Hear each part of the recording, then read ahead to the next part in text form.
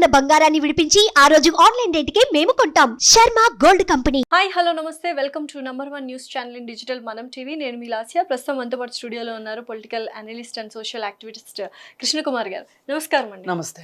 నిజంగా రోజు రోజుకి అమ్మాయిల మీద అఘాయిత్యాలు అసలు చాలా ఎక్కువైపోతున్నాయి. ఎందుకు ఇలా జరుగుతున్నాయి ఏంటి అని మనం ఆలోచించుకున్నట్లయితే అసలు ఏం జరుగుతున్నది మీరు చెప్పాలి. ఇప్పుడు ఈ విషయంలో ఈ అబ్బాయి అంటే స్పా నడుపుతున్న, మసాజ్ సెంటర్ నడుపుతున్న ఒక అతను ఓనర్ మాటికి ఆ అమ్మాయిని అత్యాచారం చేస్తూ చాలాసార్లు చేస్తూ ఇంకా అమ్మాయి తట్టుకోలేక అక్కడే ఉన్న శానిటైజర్ తాగి చనిపోవడం జరిగింది. అసలు ఇలాంటి పరిస్థితులు ఎందుకు వస్తున్నాయి అమ్మాయిలకి? వీళ్ళకు ఉన్న ధైర్యం ఏమిటి? ఎందుకు ఇంత అఘాయిత్యానికి పాల్పడుతున్నారు? మౌనంగా ఉండడమేనా అమ్మాయిలు? మౌనంగా ఉండటం కాదు, అసలు ఇవి ప్రమాదకరమైన వృత్తులు. ఈ వృత్తుల్లోకి ఇది ప్రమాదం అని తెలిసి కూడా వెళ్ళాల్సిన పరిస్థితులు, వాళ్ళని కుటుంబ పరిస్థితులు కావచ్చు, లేదు అనుకుంటే జీతాలు బాగా వస్తాయి అనే ఒక ఉద్దేశం కావచ్చు, ఏది ఏమైనా సరే వాళ్ళకి ఒక ఉపాధి కావాలి కాబట్టి అది ప్రమాదకరమా అవునా కాదా అని ఆలోచించి ఎంచుకునేంత స్వేచ్ఛ వాళ్ళకి లేదు. వాళ్ళు ఉద్యోగం చేయాలనుకుంటున్నారు, ఎందుకంటే వేరే ఉద్యోగాలు రావట్లేదు. ఇంకొకటి పల్లెటూరులో పంటలు సరిగా పండట్లేదు, తల్లిదండ్రులను ఎంతో కొంత పోషించాల్సిన అవసరం పడుతుంది. అలాగే ఇవాళ మార్కెట్ కూడా అమ్మాయిల్ని ఒక రకంగా, అమ్మాయిల్ని కాదు అబ్బాయిల్ని కాదు, వీళ్ళని కన్జ్యూమరిజం వైపుకి అట్రాక్ట్ చేస్తుంది.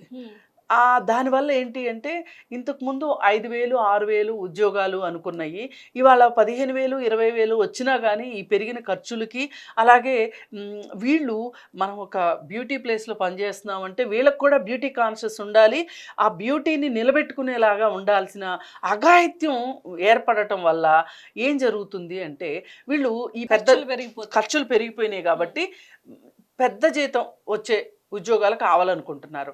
ఆ పెద్ద ఉద్యోగం వచ్చే వర్క్ ప్లేసెస్ ఎలా ఉంటున్నాయి అంటే ఇంత దారుణంగా ఉంటున్నాయి. ఇప్పుడు ఈ సదరు మనిషిని చూస్తే వీడే ఒక పెద్ద రౌడీలా ఉన్నాడు, ఒక గూండా టైప్లో ఉన్నాడు ఇతను. ఇలాంటి వాళ్ళు ఏం చేస్తారంటే ఈ స్పాలు ఇవన్నీ పెట్టి అక్కడ ఏదన్నా ఇబ్బందులు తలెత్తితే గనక వీళ్ళే అసలు వీళ్ళని చూసి వచ్చిన కస్టమర్సు క్లయింట్సు అందులో పనిచేసే వాళ్ళు భయపడేలాగా వాతావరణం వీళ్ళు క్రియేట్ చేస్తున్నారు.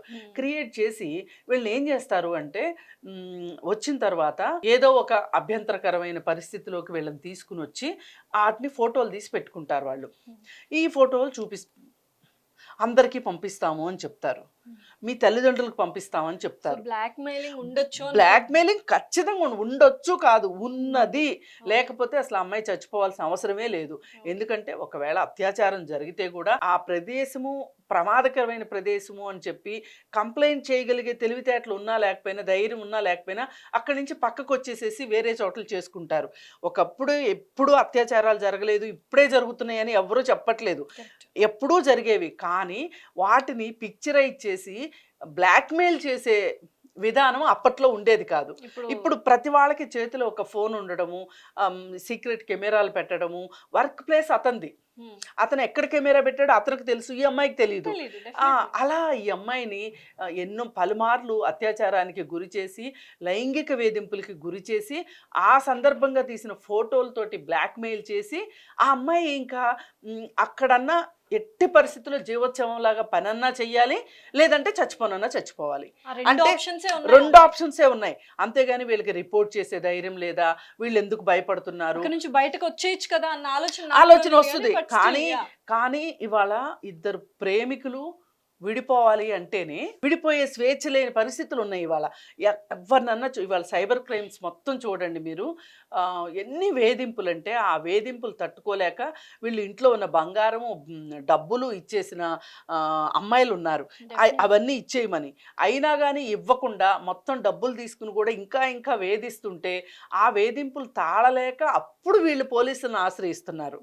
ఇలాంటి కేసులు ఒక అమ్మాయి ఆత్మహత్య యత్నం చేసి అందులో నుంచి బయటపడి ఒక సైకాట్రిస్ట్ దగ్గర వైద్యానికి వెళ్తే ఆ పాపకి పాప కాదు డిగ్రీ చదువుతుంది, ఆ అమ్మాయికి నేను కౌన్సిలింగ్ చేసి ధైర్యం చెప్పి నీకేం పర్వాలేదు అని చెప్పి ఆ కన్సర్న్ పోలీస్ స్టేషన్లో వాళ్ళతో మాట్లాడి అతన్ని అరెస్ట్ చేయించి జైలుకి పంపించడం జరిగింది.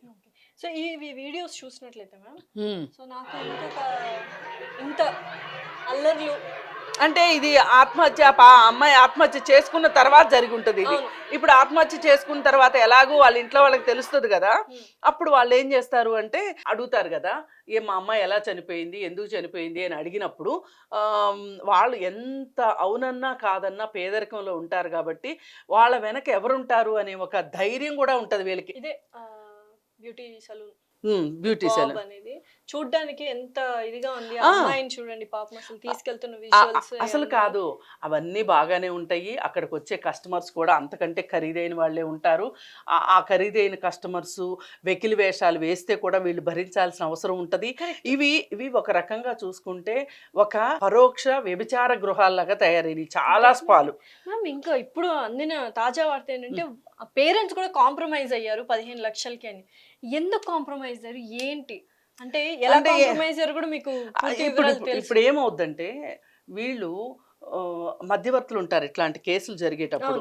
వచ్చి ఏం చెప్తారంటే వాడికి వాళ్ళు తెలుసు వీళ్ళు తెలుసు అంతటోడు ఇంతటోడు అని చెప్పి ఏం చేస్తారు అంటే మీరు ఇప్పుడు గొడవలు పడ్డారనుకో, మీరు గొడవ పడితే మీకు వచ్చే డబ్బులు కూడా రావు, అందుకోసం మీరు రాజీ పడిపోవడం మంచిది అని చెప్తారు. కన్న కూతురు అంటే అమ్మాయి యొక్క జీవితం, అమ్మాయి యొక్క బతుకు 15 లక్షలతో వెలకట్టేస్తున్నారు జనాలు. అసలు మీరు సిటీ కాబట్టి 15 లక్షలు అండి. వీడు ఏం చేయాలి? వీడి మీద కేసు పెట్టాల్సిందే ఖచ్చితంగా, వీడికి బెయిల్ రాకూడదు. 15 లక్షలు ఇచ్చేస్తున్నారు కదా, ఇంకా అయిపోయినట్టే కదా. ఇంత దూరం వచ్చాక ఇంకెంత, ఎవరు ఊరుకుంటారు? ఊరుకో, మాలాంటి వాళ్ళు ఊరుకోం కదా, మేము పెడతాం కేసు. ఇది సుమోటోగా తీసుకోవాల్సిన కేసు. ప్రభుత్వం స్పందించాలి, తక్షణం స్పందించి పోలీసులు సుమోటోగా తీసుకోవాలి. అసలు ఇంతకు ముందు కూడా జూబ్లీ హిల్స్ సొసైటీ సెక్రటరీ ఇంట్లో, సెక్రటరీయో ప్రెసిడెంటో ఎవరో ఒక ఆయన, లేదంటే మాజీ సెక్రటరీ ఇంట్లోనో ఒక అమ్మాయి, పనిచేసే అమ్మాయిని ఇలాగే అంటే ఎవరైనా వృద్ధులు ఉన్నారనుకోండి వాళ్ళని చూసుకుంటానికి తెచ్చుకుంటారు, ఏజెన్సీల ద్వారా తీసుకొచ్చుకుంటారు. ఏజెన్సీల ద్వారా తీసుకొచ్చుకున్న తర్వాత వీళ్ళు ఏం చెప్తారంటే ఏజెన్సీ వాళ్ళు మీకు ఇంత జీతం ఇస్తున్నారు కదా, మేమైతే ఎక్కువ జీతం ఇస్తాము అని చెప్పి ఎక్కువ జీతం ఇస్తామని చెప్పి ఆ ఏజెన్సీ నుంచి డిలీట్ చేసి వీళ్ళు పెట్టేసుకుంటారు. అప్పుడు వీళ్ళకి ఏమవుతుందంటే అదే ఏజెన్సీ తోటి కనుక వీళ్ళు లింకప్ అయ్యి ఉంటే గనక ఏదన్నా యజమాని దగ్గర నుంచి ఇబ్బందులు ఉంటే గనక ఏజెన్సీ వాళ్ళు పరిష్కరించే అవకాశం ఉంటుంది. ఇప్పుడు ఆ అవకాశం కూడా లేకుండా ఏం చేశారంటే వీళ్ళు డీలింగ్ చేసేసేసి పనికి పెట్టుకొని ఆ అమ్మాయిని విపరీతంగా కొట్టి నానా హింసలు పెట్టి ఆ అమ్మాయిని తండ్రి కొడుకు ఇద్దరు కలిసి అత్యాచారాలు చేస్తూ ఉంటే ఆ అమ్మాయి వెళ్ళిపోయింది ఇంటికి. వెళ్ళిపోయితే అప్పుడు తల్లికి తెలిసింది ఇలా జరిగింది. పైగా అమ్మాయి మీద ఏం కేసు పెట్టారంటే ఇక అమ్మాయి నోరెత్తకుండా ఉండటం కోసం బంజారా హిల్స్ పోలీస్ స్టేషన్లో ఇంట్లో ఒక సిమ్ దొంగతనం చేసింది అని కేసు పెట్టారు. సిమ్ము ఫ్రీగా ఇస్తున్నామని మొత్తుకుంటున్నారు, ఫ్రీ డేటా. అయితే వాళ్ళు పెట్టిన దొంగతనం అది అనమాట. సిమ్ తీసుకుని అంటే వీళ్ళని భయపెట్టడం, ఇంత చిన్నది పట్టుకుని మేము నిన్ను ఇంత నీ అంతు చూసాం. ఇప్పుడు వాళ్ళ తల్లి వచ్చి ఆ కూతురు చేత క్షమాపణ పత్రం రాయించి అది తీసుకెళ్ళిపోయింది. ఇంటికి వెళ్ళిన తర్వాత అమ్మాయి నార్మల్గా ఉండకుండా దిగులుగా బాధగా ఉంటుంటే తల్లి అడిగిందంటే ఏం జరిగింది ఏంటి అంటే ఆ తండ్రి కొడుకులు ఇలా చేశారు నన్ను అంటే ఆ తల్లి మళ్ళీ వచ్చి పోలీస్ స్టేషన్కి వచ్చి పోలీస్ స్టేషన్లో కంప్లైంట్ పెట్టింది. కంప్లైంట్ పెడితే వీళ్ళని పిలిస్తే ఈ మధ్యవర్తులు ఉంటారని చెప్పాను కదా, దళారీలు. ఈ దళారీలు మధ్యలో మళ్ళీ చేరి వీళ్ళకి వాళ్ళకి మధ్యలో మాట్లాడి 8 లక్షలకి బేరం కుదిరి. ఈ మధ్య దళారి ఎవరు అనుకుంటున్నారు? మీరు చాలా ఆశ్చర్యపోతారు. ఆ పోలీస్ స్టేషన్లో పనిచేసే ఎస్ఐ. అయితే అతని మీద ఆ బంజారా హిల్స్ పోలీస్ స్టేషన్ మీద మీరు ఒక 4 నెలల క్రితం గుర్తుండి ఉంటుంది, ఏసీబీ దాడులు జరిగినాయి. ఏసీబీ దాడులు సాక్షాత్తు పోలీస్ స్టేషన్ మీదే జరిగినాయి అంటే ఆ పోలీస్ స్టేషన్లో ఎట్లాంటి పంచాయతీలు జరుగుతున్నాయి, ఎట్లాంటి వ్యవహారాలు నడుపుతున్నారు వాళ్ళు మీకు అర్థమై ఉంటుంది. ఇప్పుడు కూడా ఇక్కడ మధ్యవర్తులు కూడా అంతే, మధ్యవర్తులు పోలీసులు మొత్తం కుమ్మక్క అవుతారు. ఈ ఖర్చు మొత్తం 30 లక్షలు ఉంటుంది. ఇతను 30 లక్షలు చేసుకుంటే 15 లక్షలు వాళ్ళకి ఇచ్చి 15 లక్షలు వీళ్ళందరూ పంచుకుంటారనమాట. ఇప్పుడు కూడా 7.5 లక్షలు అంటే ఇచ్చారంట, పత్రాలు రాయించుకుని 6 నెలల తర్వాత 7.5 లక్షలు ఇస్తారంట. ఇది చాలా మంచి ఎవిడెన్స్ ఒక రకంగా. ఇది మటుకు వదిలేదు లేదు, ఈ కేసుని మేము టేకప్ చేస్తాము.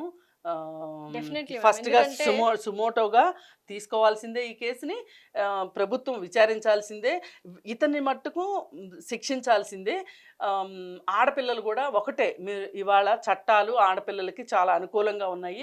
ధైర్యం చేసి అసలు ప్రమాదకరమైన వృత్తుల్ని ఎంచుకునేటప్పుడే ఒక అడుగు మీరు వెనక ముందు ఆలోచించండి. ఒకవేళ ఆ ప్రదేశాల్లోకి వెళ్ళిన తర్వాత కూడా మీరు ధైర్యంగా, మిమ్మల్ని ఎవ్వరు బ్లాక్మెయిల్ చేసినా కానీ వాళ్ళ దగ్గర నుంచి ఇంటర్నెట్లో ఎక్కడున్నా గూగుల్లో ఉన్నా సెర్చ్ చేసి అది మొత్తం తీసేసే బాధ్యత పోలీసులు తీసుకునే పరిస్థితులు ఇవాళ ఉన్నాయి. Definitely. అందుకని మీరు ధైర్యంగా టెక్నాలజీని నమ్ముకోండి. నమ్మండి. అది ఇది కాదు అనుకుంటే ఏ ఒక్క న్యూస్ ఛానల్కి ఫోన్ చేసినా కానీ ఇలాంటి న్యూస్ ఛానల్స్లో అయితే ఇలాంటి రాజీలు జరగవు. Definitely. ధైర్యంగా మీరు ఉండండి. ఇలాంటి వాళ్ళకి మటుకు శిక్ష పడాలి. ఈ శిక్ష ఎంత త్వరితంగా పడి సమాజానికి తెలిస్తేనే ఆడపిల్లలకి ఒక ధైర్యం ఉంటుంది, ఆడపిల్లల తల్లిదండ్రులకు కూడా ధైర్యం ఉంటుంది. డెఫినెట్లీ. సో నిజంగానే కృష్ణకుమారి గారు ఇలాంటి కేసుల మీద పర్యవేక్షిస్తుంటారు. ఆడపిల్లలు తస్మాత్ జాగ్రత్త. నిజంగానే ఇటువంటి బ్లాక్ మెయిలింగ్స్ ఎవరైనా చేస్తుంటే డైరెక్ట్గా మీరు పోలీస్ స్టేషన్కి కాల్ చేయొచ్చు. ఆ వీడియోలు అన్ని డిలీట్ చేసే పరికరాలు కావచ్చు. సైబర్ మాత్రం నిజంగానే అంత నిజం develop ఉంది. అయ్యింది. అసలు అంత టెక్నాలజీ ఉంది మన దగ్గర. అసలు భయపడాల్సిన పనే లేదు. ఎవరన్నా ఇలా చేశారు అంటే గనక మీరు వెళ్ళి గచ్చిబౌలి పోలీస్ స్టేషన్లో అక్కడ సైబరాబాద్ కమిషనరేట్లో ఐటీ యాక్ట్కి సంబంధించిన సైబర్ క్రైమ్స్ ఆఫీస్ ఉంది. Definitely. అక్కడికి వెళ్ళి మీరు మిమ్మల్ని ఎవరు ఇబ్బంది పెడుతున్నారు, ఎవరు బాధ పెడుతున్నారు, మీరు కేసు రిజిస్టర్ చేసి మీరు మీ ఇంట్లో కూర్చుంటే చాలు, చాలు. మొత్తం వాళ్ళే చూసుకుంటారు. మీరు రివీల్ అవ్వాల్సిన అవసరం కూడా లేదు. అసలు మీకు సంబంధించిన వివరాలు అసలు పేపర్లో రావు. ఇప్పుడు Correct. సైబర్ క్రైమ్స్ దాంట్లో నమోదయ్యే కేసులు ఏవి కూడా రావు paper. ఒకవేళ పేపర్లో వస్తే కూడా పేర్లు మార్చి వేస్తారు వాళ్ళు. ఇప్పుడు నాలాంటి వాళ్ళు ఎక్కడన్నా చెప్తే కూడా పేర్లు చెప్పం మేము అసలు. అవును, డెఫినెట్లీ. సో దయచేసి ఆడపిల్లలు ఇలాంటివి అన్యాయాలు భరించి ఓర్చుకొని చేయడం తప్పు నిజంగానే. సో సోషల్ యాక్టివిస్టులు కృష్ణకుమారి గారు ఉంటారు, అండ్ అలాగే చాలా మంది ఉన్నారు. వాళ్ళందరినీ మా definitely- ఉమెన్ జాక్ గా మేమందరం ఇలాంటి కేసుల విషయంలో అస్సలు ఉపేక్షించేది లేదు. మొన్న కూడా మెడ నరికేసిన అతను ఉన్నాడు కదా, అవును. భార్య మెడ నరికేసిన అతను, ఆ పిల్లల్ని హాస్టల్స్ లో పెట్టించడం కావచ్చు, ఆ కేసుని ఫాస్ట్ అప్ చేయడం విషయంలో కావచ్చు, అందరు అధికారుల్ని కలిసి ఆఖరికి సీతక్క గారిని కూడా కలిసి న్యాయం చేయమని కోరటం జరిగింది. ఆ కేసు ఒక కొలిక్కి వచ్చే అవకాశం ఉంది. ఆ పిల్లల్ని కూడా మంచి మంచి హాస్టల్స్ లో జాయిన్ చేసే అవకాశం కూడా ఉంది. ఎందుకంటే తల్లి తండ్రి ఇద్దరిని కోల్పోయిన ఆ పిల్లల్ని మాలాంటి వాళ్ళని చూసుకుంటాం, Definitely. ప్రభుత్వంతో చూసుకునేటట్లు చేస్తాం. Definitely. Thank you so much. Thank you.